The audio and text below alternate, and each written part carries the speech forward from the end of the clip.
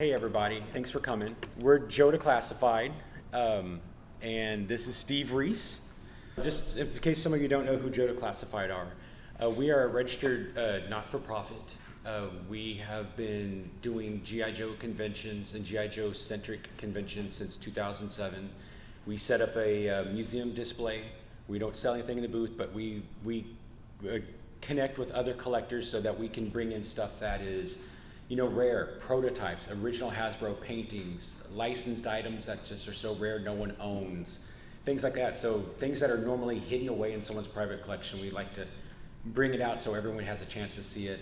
And then also, reach out and find people that were, helped create the brand, the toy that we love so much, and do things with them. So once again, thanks for coming.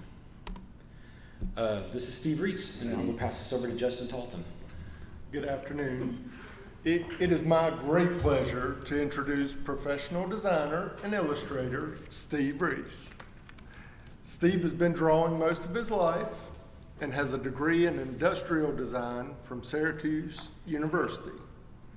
During his career, Steve has designed for Coleco, Ideal Toys, Tyco, Play School, Galoob, Mattel, Kid Galaxy, and Hasbro. Steve started at Hasbro in 1984 and worked on Transformers, Air Raiders, and G.I.Joe. His designs for G.I.Joe include the Cobra Night Raven, the Defiant Space Shuttle Complex, and the Terrordrome, which is why we are here today.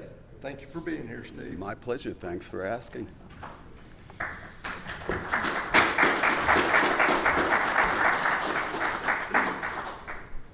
So here's just some of the vehicle designs. This, the Night Raven is a concept sketch that he worked out, and we actually have that in the booth, so if you want to come up and look closer at that. More logos of these, some of the brands he worked on while there. And for Air Raiders, did you create that? Yeah, that was my own. Yeah, so he actually, that concept That was my concept, yeah. Okay. And you worked on all the vehicles? Like you designed all the vehicles? Actually, no. The guys in my group, we did have, it was an unofficial design group. It wasn't specifically Air Raiders. We would tend to try to divide up products that needed to be designed, conceived, developed. We had a G.I. Joe group, and they worked specifically on G.I. Joe. But we also had a couple of boys designers who would basically do whatever we asked them to do based on the load of product that was coming into the company. And those guys were available to do Air Raiders. So the idea for Air Raiders was mine, but the actual design and model building were designers who weren't involved with some of the other things and were able to share the load. Because we were really challenged to get product out very, very quickly. And sometimes that meant I'd have to pull someone from one group and assign them to another group. But there was a lot of cross-pollination going on within Hasbro Boys. Hasbro Boys, as far as I remember, was their most profitable division, if you want to call it that, specifically because of G.I. Joe. G.I. Joe really took off, and once they dropped the size down to 3 3/4, it became a cash cow for Hasbro. Other products that came in that needed to be designed and developed, models built, all of those were done by whoever, frankly, was available to work. And the people who were in G.I. Joe, the G.I. Joe group, they had a calendar. They had to work on G.I. Joe to get that stuff done. So when something like the space shuttle concept came in, that was a drop everything, get you and your mother in here. We need to have people build. And they built their hands off. I mean, it was, and then of course, you had other things that you couldn't foresee, like the actual space shuttle explosion. That put everything back, even though we were rushing to get a model done for Toy Fair that year. That pretty much turned the switch off.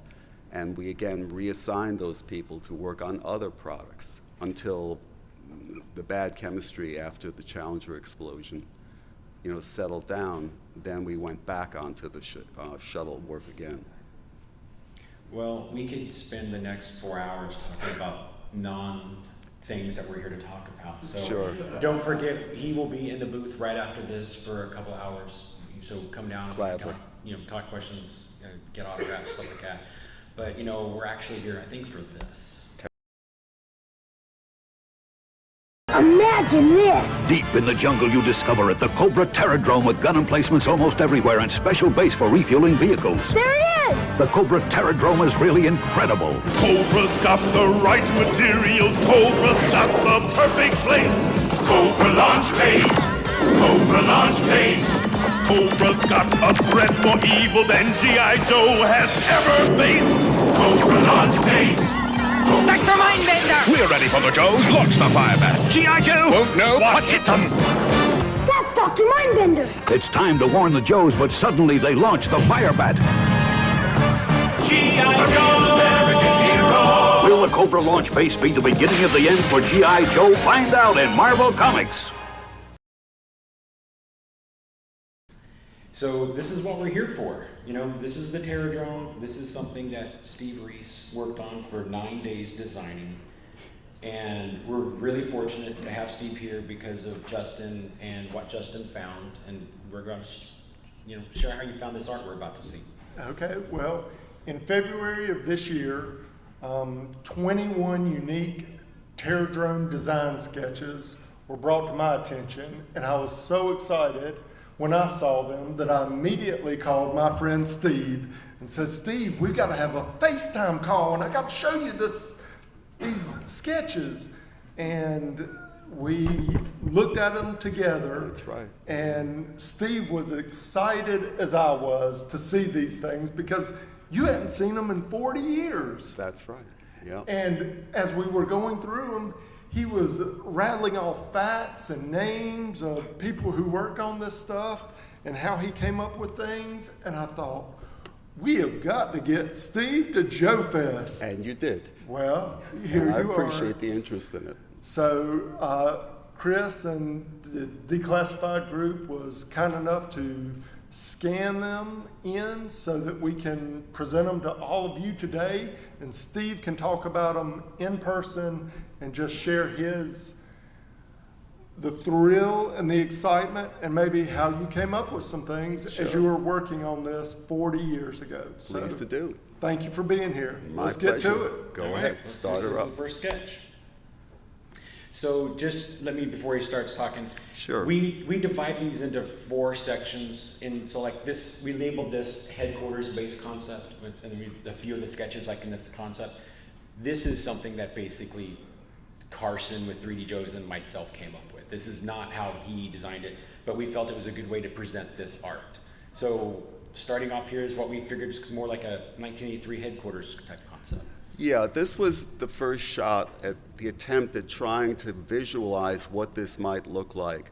There was no direction really given to us by marketing except we were going to be doing a decent sized play set with action features, the features not having been determined or dictated. So we had to start someplace, and where I started, because of course, being the age that I was back then, the advanced age that I was back then, when I was a kid, there were no action figures. There were, however, toys that were British and Scottish knights, and they were knights of the world. And there was a play set that I remember distinctly that my parents weren't going to get me because it was fairly expensive, but it was a landscaped set with a castle, and you basically positioned the action figures around there. But it was stationary. There were no surprises in it. So in starting something for G.I. Joe, basically I just tried to start laying out what might be in there. This doesn't have necessarily a direction. What it does is it fulfills the fact that we were going to have a Firefly launched from it, launched meaning by imagination play. We were going to have the outcropping of the guns. We were going to have some sort of a manual sliding feature. And we really didn't have an idea of what it was going to wind up being. So over a period of several days, and also managing other groups at Hasbro, other designs groups within the whole Hasbro Boys, I just started sketching. And when Justin showed me these images, to be honest, at first I didn't even remember them, and I didn't believe it was mine until Justin said, well, you have a signature in the corner there. And so it slowly came back to me, but I was also running to meetings at the same time that I was at my booth sketching. And again, this is the first shot. This was going to have a manual slide that the vehicle could come out through the front, force the door to drop down. That was going to be the little bit of surprise that we were thinking would be a good thing to have in the playset. And that's pretty, there was a rotating radar dish, the guns basically raised and elevated, just pure, simple, hands-on, but no mechanism, no surprise. And that's pretty much what it is. We try to hopefully have this hold as many figures as we could find room for, because the goal is to get more people to buy more G.I. Joes. And just a reminder, we actually have these sketches in the booth, so you can look at these up close later. So this is the next concept. Yeah, and this was, again, another version, same type of a thing. This was going to have, and I'm just getting in close here, same thing, raising and elevating guns, a launch out the back of it for the Firefly. Could not foresee what was coming down the road in terms of how this thing would eventually change over time. Playsets back then were pretty simple and straightforward. They were just environments in which the figures could play. But in terms of a surprise, we still didn't have that thing worked out in our head. And by we, I mean me, because I was doing the drawing. I was just looking for something that would explode and become its own driving force to be developed further. Well, and on this sketch, on the back, you can see the fire bat, and this is actually kind of like the flag's elevator. It comes out and then raises up down like on the flag. Yeah. And then you can't read any of that. So on this text on here, it points out Refueling that there are hoses. there are Vehicle service serving bay. serving bays, and there are hoses. So you can already start the idea. You can see aspects on this that ended up on the final Terrordrome. Right. There's play features on this that we ended up carrying through with the final product. Exactly. Again, another version of the same thing. This thing was going to be more like an oil refinery that you see on stilts in the water. So I raised the playset up to try to give you some area underneath the playset in which to play with figures and or other G.I. Joe vehicles. It has it does have a definite front and back. So the area that we're looking at right here is the front. And then we have something on the side, and that would be what slides open and the Firefly raises straight up. And so that's the surprise. That's the action feature in it. So the top of that, the door to open for the fire bat Yeah. is like a helicopter pad, but when you pulled it out, it would raise the fire bat out. And it's a 3-level system, and it's open Yeah. on the back, kind of like the way the flag's open on the back. Right. In the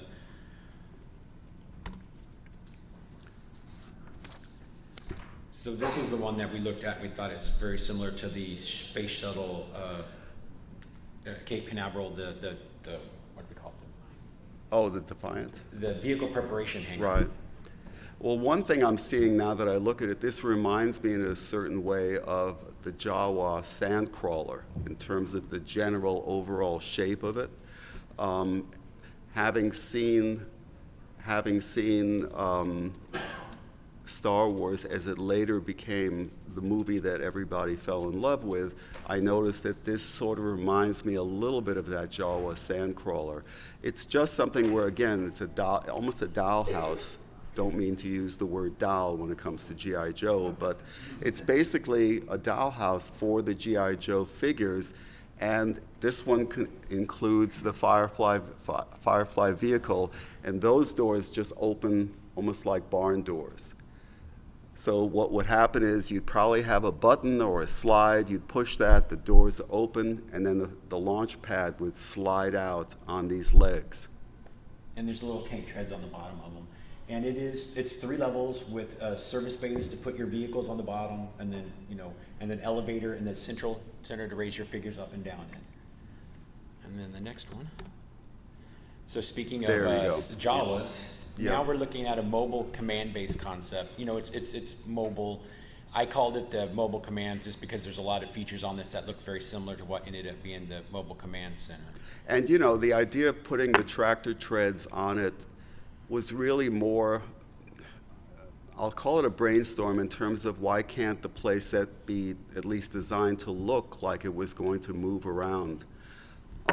It would have made it different from any other playset under consideration or had been done before. And again, I used that on eventually what became the Defiant launch base, where there were the hint of movement in the playset. Same thing, guns elevating, fire bat there in the back that lifts up. I was thinking it would be nice if we had the ability to do some battery op lights, backlight some computer areas for the figures to sit on. But the shape of it definitely has a front and a back. It's not something that's all facing forward. And on this one, it actually is labeled Cobra Mobile Command Base or Launch Base Complex. And he also has that a la Jawa Sandcrawler. And then the guns on there, he actually labeled them ion cannons, just like the Jawas had portable ion cannons in their hand. Yeah, a little bit of cross-feeding there. Yeah. So this is kind of like the back now of that possible playset. And this really is, again, it's becoming more developed. It's not going to be what the playset eventually winds up being, but it's trying to look at the backside so the marketing people in this case could see that we had a whole bunch of things going on that are accessible from the back, not from the front. Being the launcher for, I think it was called the Stinger before it became the Firefly. But again, that lifted up. There are panels that you pull out to the left side and right side, just simple hands-on types of play actions. So you could park, these ramps would come down, you could park vehicles up there, and like he's saying, that went at a 45 and then went up to launch position. And there is the hint of a reactor. If you look at the very top of it, there's an opening with handrails all the way around it. What I was thinking there is that you would look down inside of it and maybe see some sort of pulsating light, very much a la the Forbidden Planet part of the movie where the Krell had a reactor and they'd look down into the reactor. It never went anywhere. We were not going to do that in the actual product, and we certainly weren't intending to put lighting in it. That's it. So, now we're starting to get the circular shape, but this is still mobile. This is still on tracks. That's pretty much it. I mean, as soon as I drew it, I realized it doesn't look good with treads anymore. It doesn't make any sense. But we were starting to think about having a 360-degree layout, because then that gives you 4 or 5 sides of area where you could have rotating guns, openings for the figures. It wasn't just going to have a front, back, and 2 sides. So that's the purpose, I think, that was achieved with this particular idea. So on this one, it had, on the very bottom there, it had the vehicle bays for the play. It had guns, a ton of play features, but you can see it opens up, the entire thing splits in half, and then that would expose the fire bat. But when it's closed, out of the very top in the center, the nose cone of the fire bat would be exposed, and that comment up there says, expose nose cone to allow the pilot for loading into the vehicle. So it would have opened up and they could have gone into the fire bat that way. And then now we're starting to see our circular base concept. We're actually and the opening, the opening panels in the base. That's where I realized that the awkward part of this is that when you made it into a round or shape, you had panels that opened. Well, the panels could not be arced because we were going to use those panels as ramps to get vehicles in and out for maintenance. So, and that plagued me right to the very end of the playset, to be honest. I never really liked the flat panels that opened up, but they had to be flat. If they had been able to be arced, the whole thing would have looked more like a consistent shape, but we couldn't do it. So basically, this one here had not come up with the idea yet for the, I think it was 8 segments or 6 segments on the opening launch bay doors. The pie shape. Yeah, the pie-shaped slides. I got that from 2001: A Space Odyssey, basically. That was the moon base. And once I saw that, I guess it must have burned itself into me, because when I finally figured it out, this rectangular 2-panel cover on the top, it doesn't work in terms of aesthetics. But that round dome that opened up was perfect for it. But I had to get to that point by drawing stuff that actually didn't work before I came up with a solution, which in this case was the pie slice opening. So on this particular sketch, some of the unique features is on the outside are 2 exterior columns with an elevator that raises the figure up into the gun mounts. And then we also in here, we start to see the launching mechanism that we did end up getting. But it was instead of the beaded wires, Right, you know, yep. it's actually a teeter-totter. So you push the lever down and it pushes it up, and you raise it up and just lowers it right back down. So this is a nice, like, really refined It's finished getting there. drawing. Now there's a definite direction for this thing. There looks like a flat area on the back, but then a teardrop shape in the front.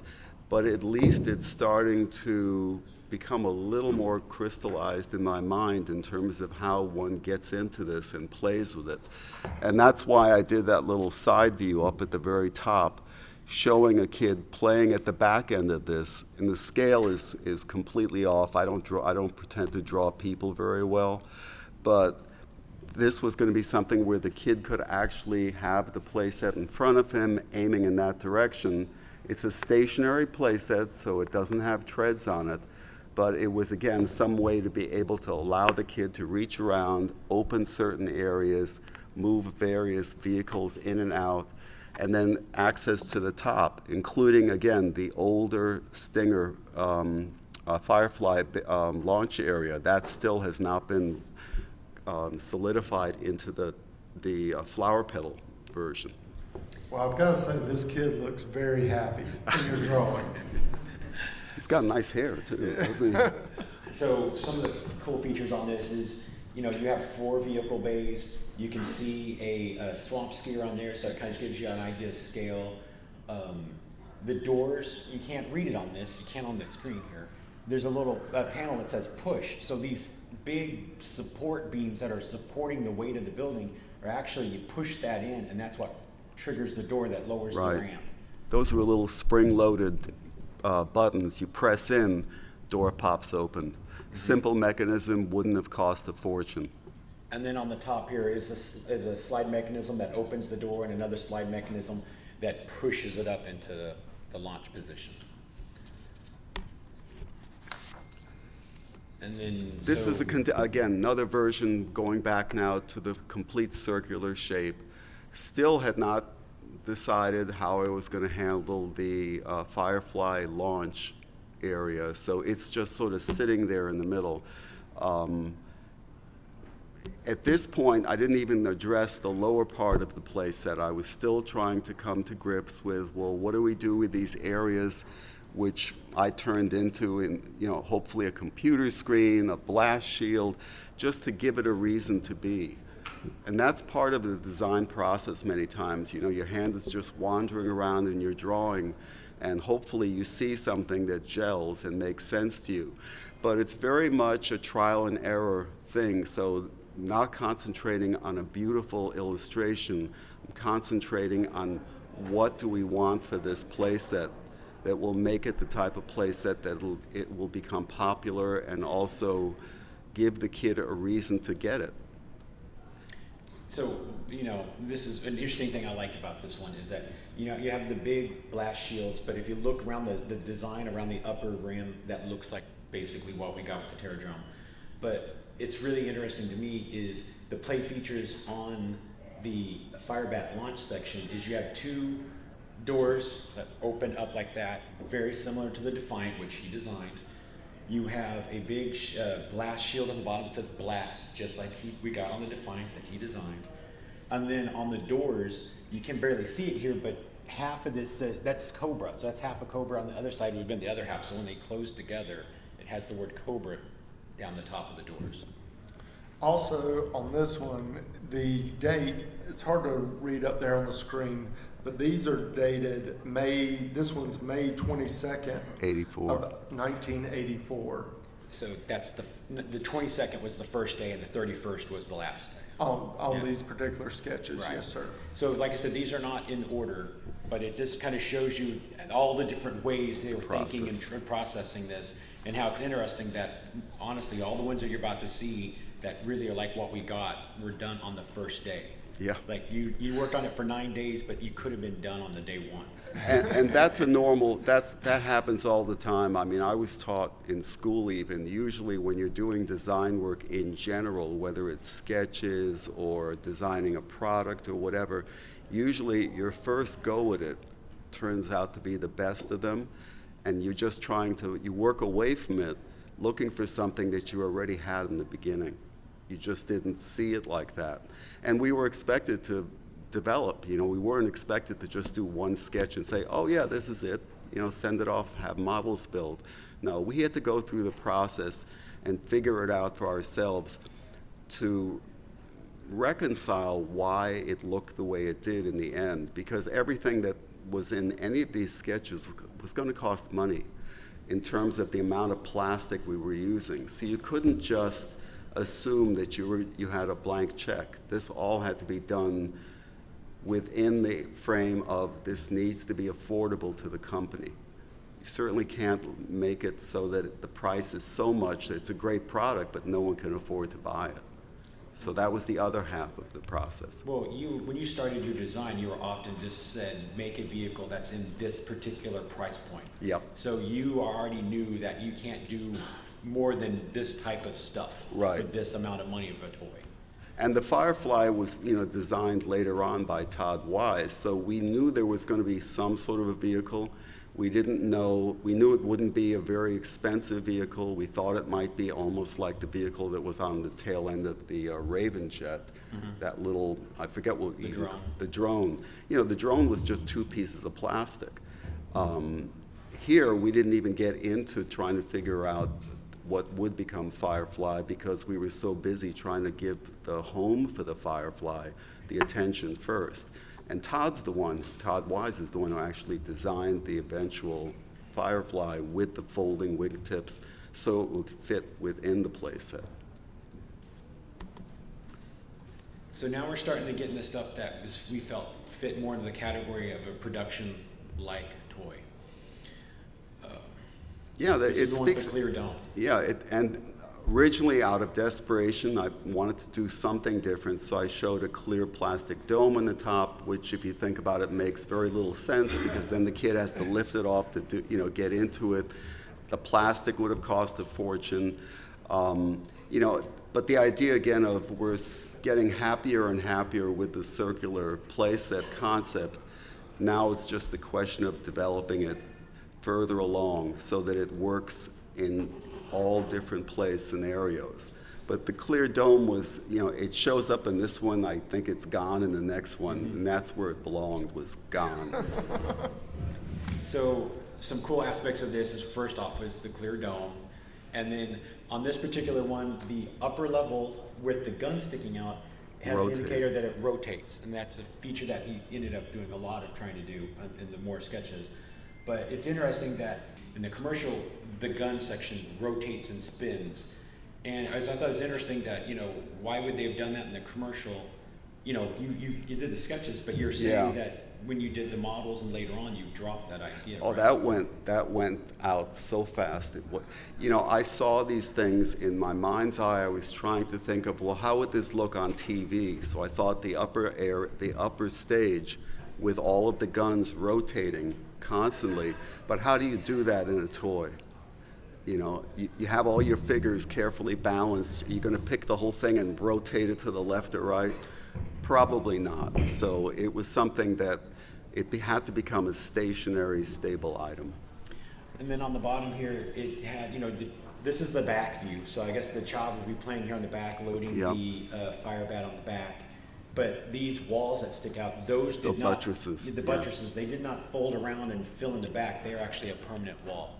So that was something completely different than what we did get, though. Yeah, now we're getting closer and closer, and there's the first indication of a launch bay for the Firefly that had pie slices.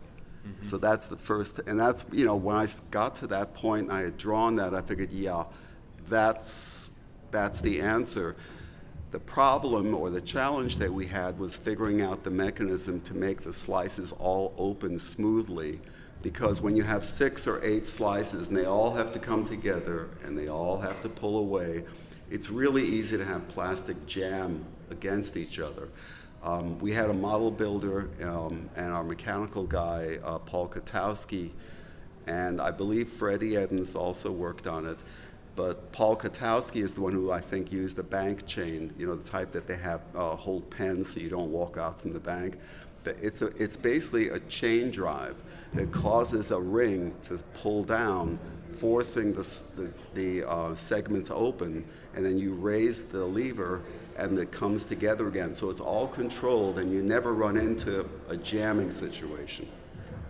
And yeah, didn't you say also, because of that mechanism was when you started to think that it would be too expensive to have that as well as have a rotating, like do both at the The same rotating time? thing sounded like a good idea when I drew it, but once again, you know, to pick up and rotate something that big and that heavy in terms of real play didn't really make that much sense. It might have made sense in a movie setting because it would have been dramatic, but in terms of an area, an environment for action figures, didn't really, you know, show itself to be efficient and practical. Mm-hmm. And that's what the process is, by the way, is coming up with some of the strangest ideas in the world that you have to draw them before you look at them and say, what was I thinking?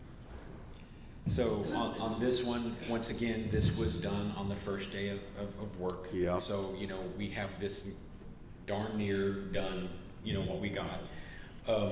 But on this one, it also indicates that, you know, you're toying with the idea of having electronic lights. You know, with your lever, you would, you know, red, green, yellow as you're switching it.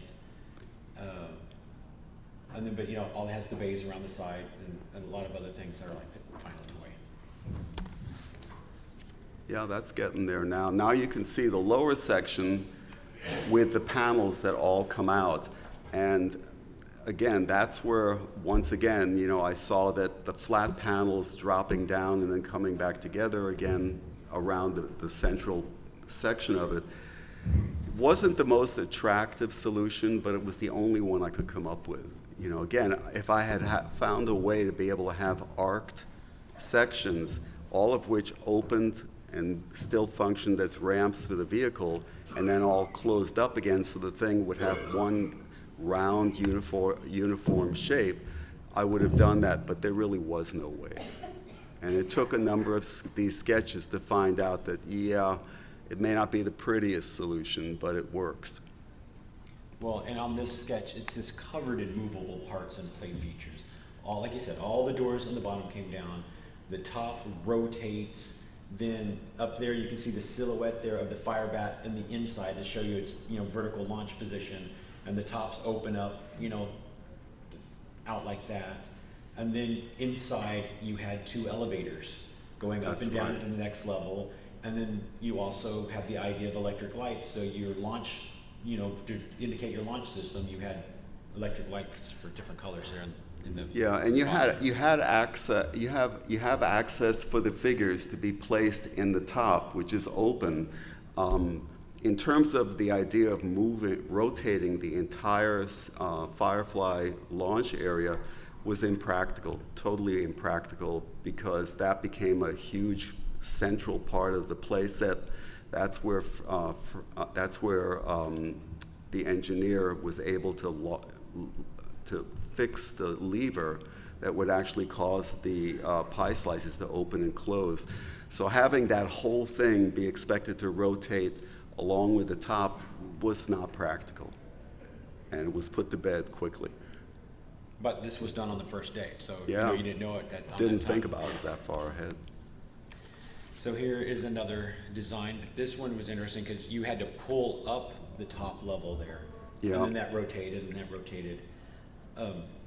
But when you're saying that in this door comes out and the fire bat launches off the side. Yeah. But were you thinking, you and I never talked about it, if you pulled that up, did that open the door and push It could. It honestly could. If you were to grab the central section and pull up, it could just cause the launch of the Firefly to come out through the side. You could do that.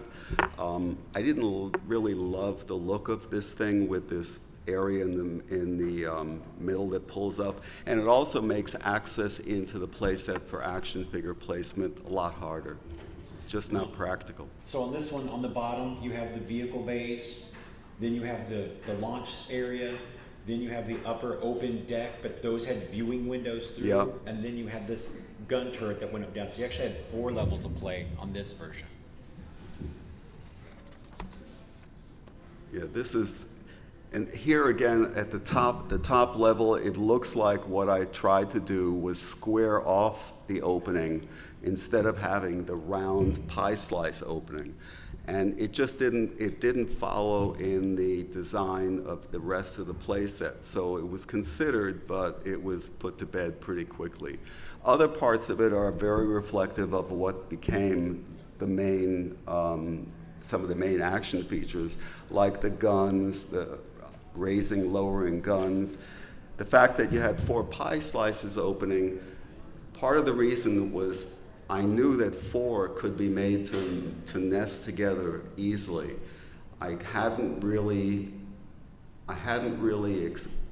expected that the model builder would be able to actually develop a mechanism that would give me the 8 pie or 6 pie slices. So I was still sort of stuck in this area where I don't like it, but the playset is now going to be a round playset. So all those other sketches were really leading more to the assumption that it was going to be a round playset, which was unusual for action figures back then. So on this sketch, some aspects that are really good is that, first off, this was done 3 days later. But after 3 days of sketching on this particular one, right here on the side, is where he draws out the indicator and points out that the vehicle will have folding wings. Like all the other sketches of what he called, the Stinger, it's a little fixed wing design, little delta fixed wing design type of thing. So on here, it actually calls it out and says it's like the wings fold over the back like a Firefly. And then it shows the vertical launch out of the top. And then another really interesting thing about it is after 3 days of drawing, out of 21 sketches, this is the only sketch in which you give it a name. Right. And on this one, he calls it the Cobra Seed Pod. And then in the commercial, I was going to point out, in the commercial, they call it a Cobra Launch Base before, and then they change the commercials halfway through and to call it the Terrordrome.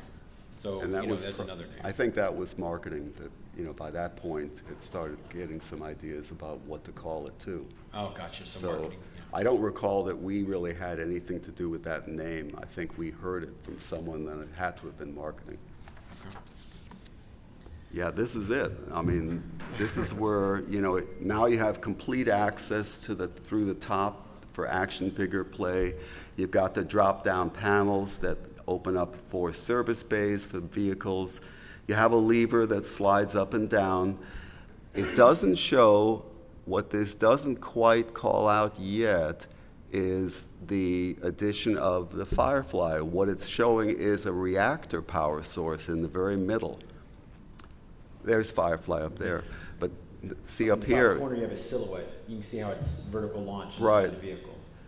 But on the drawing here, they're pointing out, and there's no pie slice or opening door. And Nothing. This is like a grid and an indicator that says reactor power source, visible through central grate.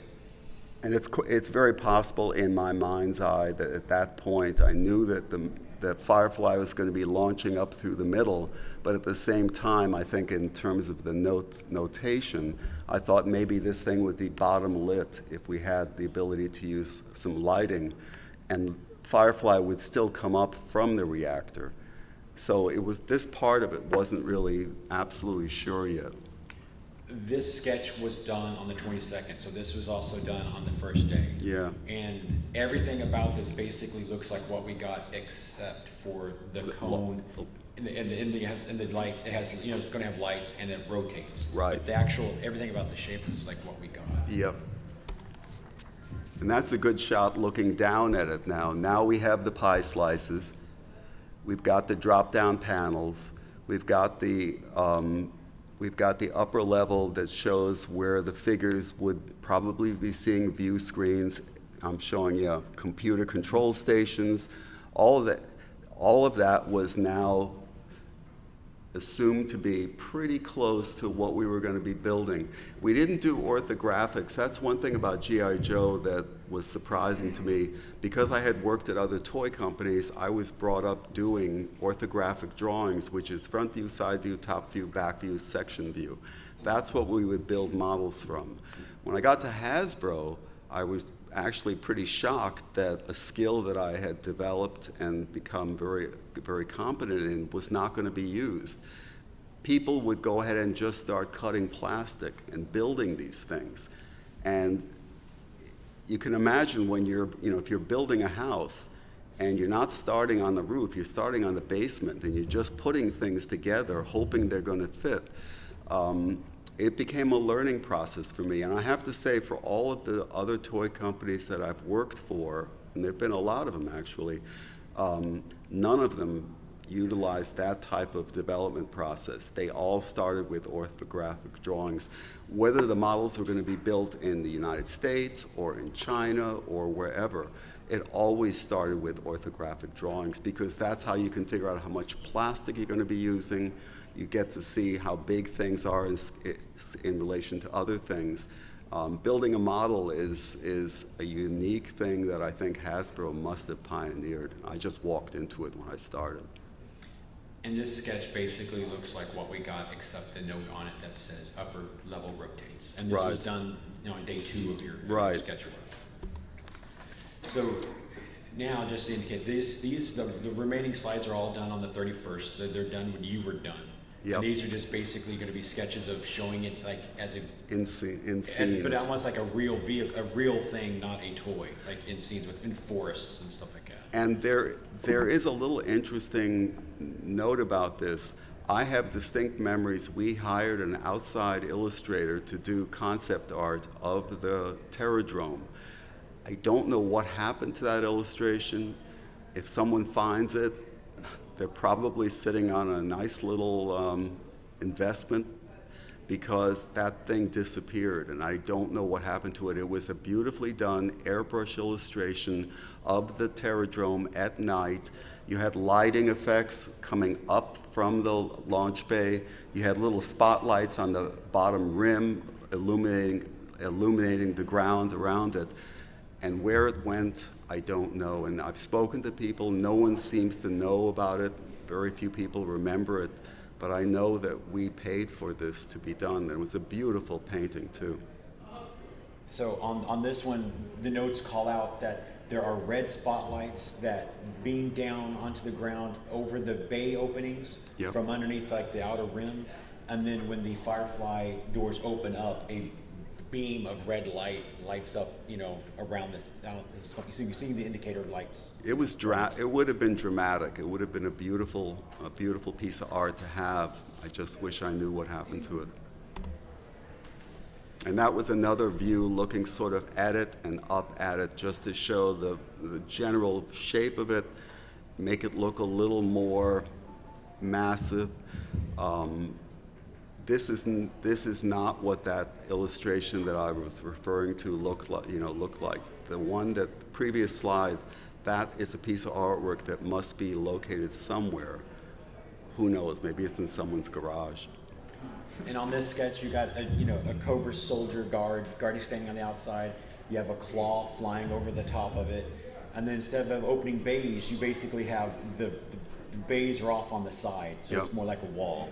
Yep. And it's another view of the same type of thing, again, showing a vehicle coming out of it at you. And that launch bay is, you can see the beginning of some pie slices up at the top there where the Firefly is coming straight out. So you see like a little person for scale next to the pie slice, next to the fire bat. And then down here in one of the bays, you have a cobra claw. Over here, you have giant mechanical claws that come down the ceiling, I guess, to pick up the vehicles. And then you got like a his tank or something, right, coming towards you. And then this was just like That's another view of the same general design. Yeah. And that's really pretty much it. Yeah, basically there's nothing, it doesn't have the big guns on the top, but Right. other than that, it's everything like we ended up getting. But you have to remember also, part of what we did, when we build a model, we design it so it can be molded. And a lot of the designs that were done went directly into model building, not orthographics. So the designers who were building this thing had to come up with parts that could be pulled out of a mold. And for anybody who doesn't know, injection molding plastic depends on a straight up and down of the core. The cavity is below it. The part has to be able to be pulled out from the upper piece. There is another way of doing a more complicated shape, and that's called, that's basically a cam that basically breaks the upper piece apart to get the plastic out. It's far more expensive. So everything we did at Hasbro was really designed with an intent to keep the molding as simple as possible. But when you're looking at something that's cylindrical like this, all the computer screens, all of the areas where the figures would be placed, all of that had to be designed in such a way so that perhaps you had 6 of them, which means the packaging can be smaller. You have 6 pieces identical. They all are meant to click or screw together and not have to use the more expensive type of injection molding. And so the model builders, they did a great job because these guys were not technically trained engineers, but I think they had a good intuitive way of breaking things down so that things can be manufactured. So next we just wanted to share some other stuff we found. This was a transparency image that was taken probably for like a catalog shoot or something. This image is not the image that's used on the back of the box, and when you look at it, there's a fair amount of figures on here, but there's not much. Not many. But then when you look at the next one, the one that was actually used on the box, they really put more figures on there to make sure you knew as a child that you could put 50 figures on there, and you need to ask your parents to buy you 50 figures. At least. So this was an interesting image that had come up on the internet that we really found interesting. So in the commercial, in the cartoon for season 2, episode 2 of Arise, Serpentor Arise, you have this Terrordrome, and it looks very similar to a World War II German flak tower. But when you were asking you about it, you I had never no saw that memory. Yeah, before. you'd never seen that before. No. So that was creative license on the And don't on the forget, cartoon illustrators. back then there wasn't, that we didn't have access to an internet, so finding interesting images. Well, talking with like Ron Rudat and all, Yeah. a lot of military books, it sounded like you guys had around. Oh, the we had a office. library. Yeah. We had a big library.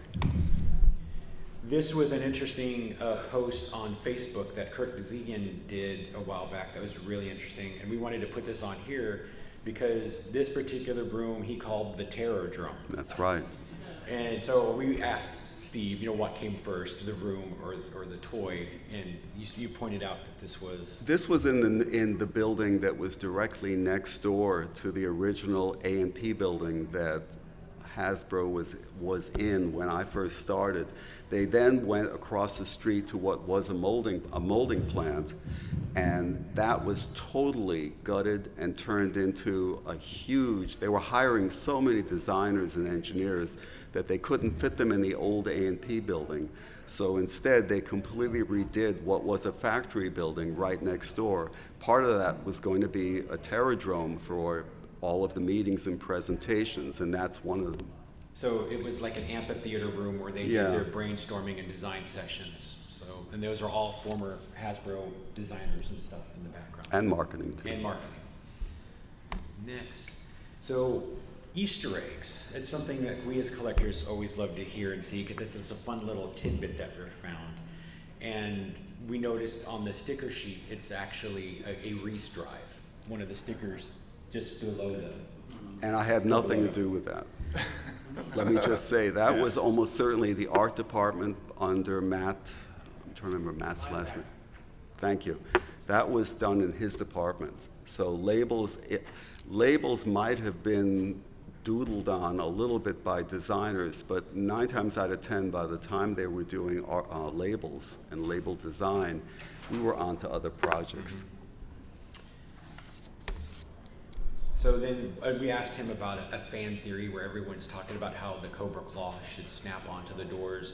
Just because of the 1983 headquarters, they made it so every G.I. Joe vehicle could fit in there some way. But he pointed out that it was not his intent. It could have been done by someone afterwards because he didn't actually work on the engineering. Right. But he pointed out that since it does stress the toy and it can cause a stress mark on it, it most likely was not done because Hasbro would have engineered it so that it would not damage either of the two toys to do that. So even though it looks really freaking cool, and a lot of us do it, it most likely was not the original intent of the toy. No, not at all. Hasbro. So we got like 3 minutes before you can ask 100 questions with him. Hurry, But hurry, do you guys hurry. have any questions? Chris, it may be better to Yeah, save let's save the questions for the questions. booth. Right, save the Steve questions will for be at the Joe Declassified booth later That's this right. afternoon. Absolutely, sure. And all these design sketches will be there with him, so you can see the bigger drawings and see them in person if you'd like to. Steve, just while I'm talking, I'd like to say thank you very much And for thank being you here. And we appreciate Carla being here as well. She was in the previous panel, but thank you for all you did designing toys we love. I met Justin in New Jersey at an antique collectibles show when we were all a lot younger, and we've been friends ever since. But he went running up to me, and because he had heard me talking to Carla that I had done something for G.I. Joe, and I think Justin heard that, and he came galloping up. Oh, I'm sure. So we've been friends for a long time, and wonderful guy. Well, just also, we want to make sure we thank other people that helped us with this. 3D Joes, Articulated Points, Sunbow, Kirk Bazigian, Wikipedia, Yojo, Patrick Stewart, myself, and I definitely really want to thank Justin Talton because he's the one that found it, and he was so gracious to bring this art to share with all of us, and more importantly, he introduced us to Steve. So thank you both. Thank you. Thank you. Thank you, and thank you, everybody.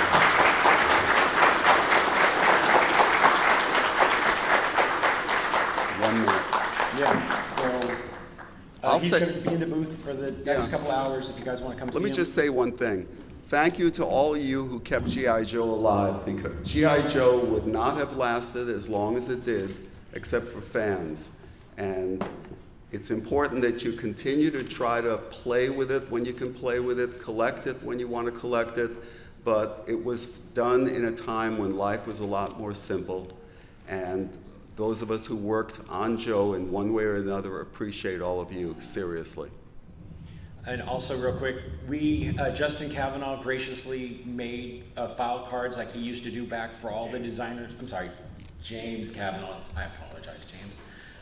So we are going to be handing out free file cards with his current information and stuff, bio and stuff. If you guys want to come and get an autographed file card, those are free. Happy to do it. And we're also giving out some other free stuff in the booth. So come see him and come see the display for Joe Declassified. Thanks.